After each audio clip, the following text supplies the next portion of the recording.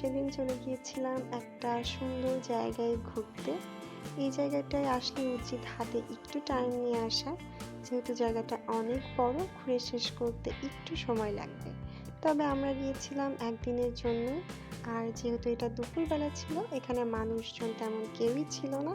তারপরেও আমি একটু আশেপাশে ঘুরে দেখছিলাম। তো তখন আমার চোখে পড়ে এই কিউট মাছগুলা। তো আমি এদেরকে দেখতে থাকি, ভিডিও করি।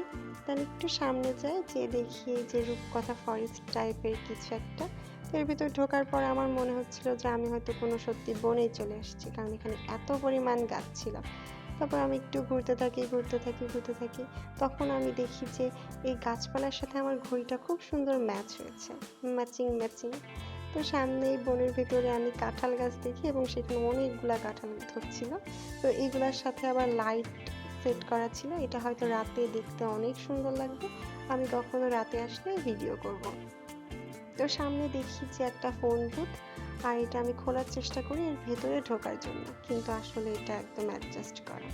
তো এখান থেকে আমরা বের হয়ে সামনেই দেখি ইন্দুবালা ভাতের হোটেল। তো আমরা এখানেই যাই। তো যাওয়ার সাথে সাথে আমাদের একটা মেনু দিয়ে দেয়। তারপর ওরা অনেক সুন্দর করে খাবার সার্ভ করে দিয়েছিল স্টিলের বাটিতে। তবে আমি খেতে পারছিলাম না বলে এরকম বাজেভাবে রেখে দিয়েছি। তো খাওয়া দাওয়া শেষে আমরা বের হয়ে যাই। বের হওয়ার পরে আমরা বাসার উদ্দেশ্যে রওনা দিই। এই তো, তারপর আমরা সোজা বাসায়, আজকে আর কোথাও যাই না। তো আজকের ভিডিও এ পর্যন্তই ছিল। বাই।